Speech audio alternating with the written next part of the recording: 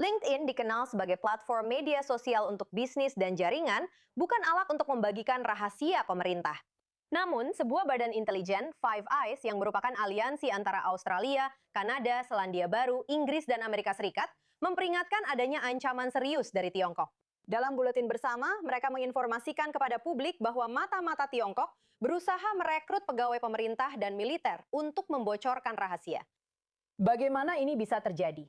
Nah, kita akan mengajukan beberapa pertanyaan serius. Dan kita sudah terhubung secara langsung dengan mantan petugas operasi rahasia CIA, Michael Baker. Halo, dan terima kasih sudah hadir di sini, Michael. Tentu saja, terima kasih. Jadi, pertama-tama, ini cukup mengerikan untuk dibayangkan. Banyak orang menggunakan LinkedIn. Sudah berapa lama diyakini bahwa para mata-mata ini mencoba merekrut orang untuk mendapatkan intelijen dan rahasia? Ya, sejujurnya mungkin sejak LinkedIn mulai beroperasi. Wow. Jadi ini bukan hal baru.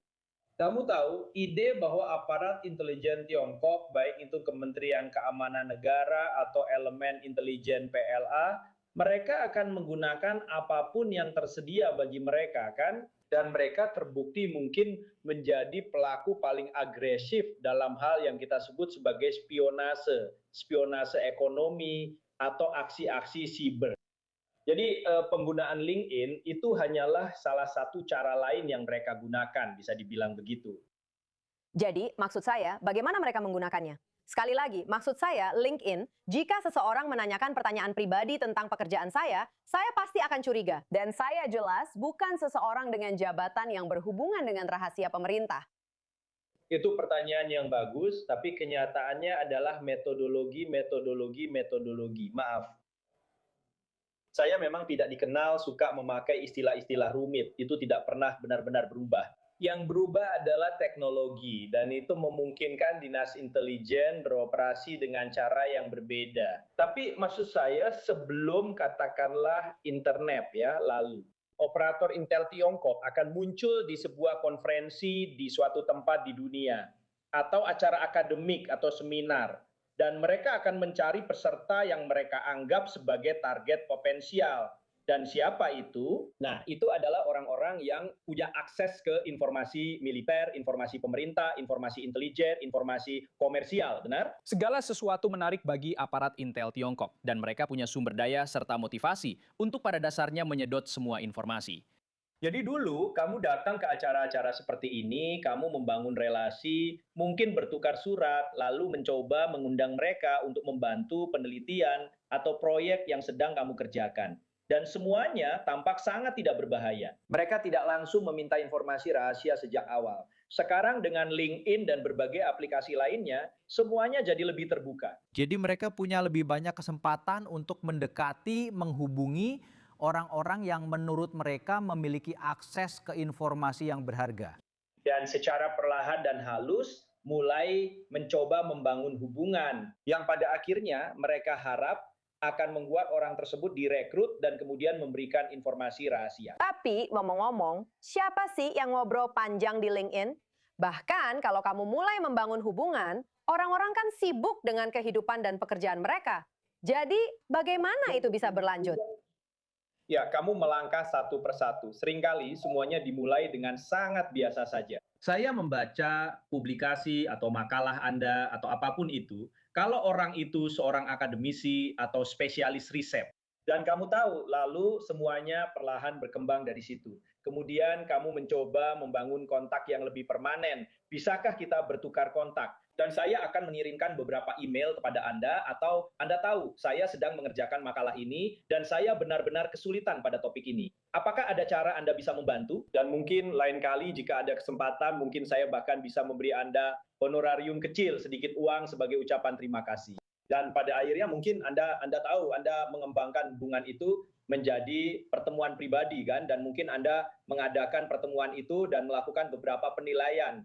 Mungkin kemudian Anda menyerahkan orang itu kepada seseorang yang berada pada tahap lebih lanjut dalam operasi intelijen itu. Dan tiba-tiba Anda tahu, dan apa yang Anda lakukan adalah Anda mencari individu yang bersedia menempuh jalan itu. Dan Anda mencari celah untuk menekan mereka serta kelemahan mereka. Dan Anda mencari peluang. Begitu Anda berhasil mengait mereka, artinya begitu mereka memberi Anda beberapa informasi, bahkan jika itu tampak tidak berbahaya pada awalnya, dari sudut pandang operator Intel, Anda sekarang sudah berhasil mengait mereka. Sekarang Anda mulai menarik mereka perlahan. Jadi jelas, ini cukup banyak untuk dipantau. Bahkan bagi petugas intelijen paling berpengalaman atau lembaga seperti CIA yang menangani negara-negara ini. Jadi seiring media sosial menjadi semakin umum dan ada lebih banyak alat, apa yang bisa dilakukan oleh badan-badan mata-mata ini untuk mempersiapkan ancaman baru ini? Nah, ada beberapa hal. Salah satunya adalah membuka dialog yang lebih terbuka dengan komunitas akademik dan sektor komersial di berbagai bidang. Karena sekali lagi, dari sudut pandang operator intelijen Tiongkok, mereka tertarik pada segala hal kan. Jika Anda memiliki sebuah perusahaan, Anda mungkin berpikir, ya mereka tidak akan pernah tertarik pada saya. Saya hanya memproduksi beberapa produk biasa saja. Nah, mungkin saja ada bagian tertentu dari produk itu yang memiliki komponen yang penting dari sudut pandang mereka untuk sesuatu yang sedang mereka kerjakan. Jadi Anda tidak pernah bisa mengatakan bahwa mereka tidak akan tertarik pada bisnis Anda kan? Karena Anda tidak tahu apa yang sebenarnya sedang mereka incar untuk mereka kumpulkan. Jadi Anda harus berdialog, Anda harus menjelaskan apa yang sedang terjadi. Dan sebagian itulah mengapa mereka merilis assessment seperti ini yang membahas tentang LinkedIn. Mereka perlu memberitahu dan mendidik orang agar bisa sedikit lebih skeptis ketika didekati.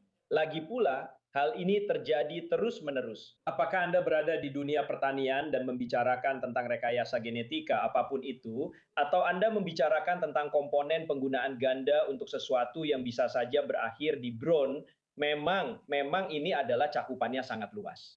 Jadi hal lain yang harus Anda lakukan adalah Anda harus sangat agresif di dunia kontra intelijen. Dan baru-baru ini di sini di Amerika Serikat Anda tahu ada beberapa kasus di mana kami telah mengidentifikasi dan menuntut individu yang bekerja sama dengan intelijen Tiongkok. Wow, sangat menarik dan juga sangat menakutkan dalam banyak hal. Terima kasih banyak Michael Baker. Jaga diri baik-baik.